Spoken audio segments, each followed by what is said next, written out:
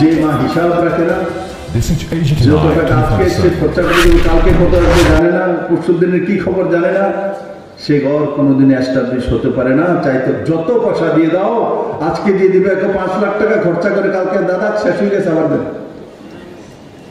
না দিলে কি দিব?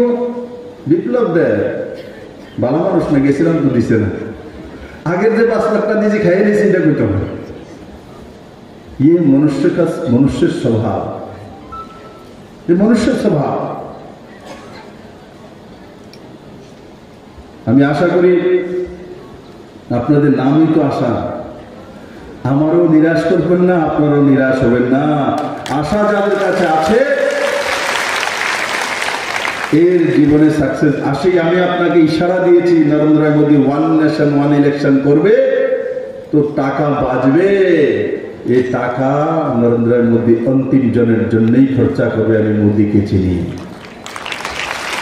মোদী অন্তিম জনের জন্যই করবে, আশা কর্মীদের জন্য করবে, আঙ্গনবাড়ির জন্যই করবে, বিপিএল পরিবারের জন্যই করবে, যাদের ঘর নেই তাদের ছাদ দেওয়ার জন্য করবে, তাদের রাস্তাঘাটের জন্য করবে, তাদের জলের জন্য করবে, তাদের হেলথ ইন্স্যুরেন্সের জন্য করবে, তাদের ছেলে মেয়ের পড়াশোনার জন্যই করবে।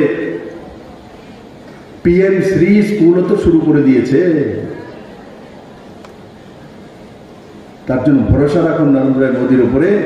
এই ব্যক্তি যে প্রথম বললাম না, এই আঙ্গনবাড়ি থেকে বেরিয়ে আসা ছোট্ট নরেন্দ্র ভাই মোদী আজকে দেশের প্রধানমন্ত্রী হয়েছে।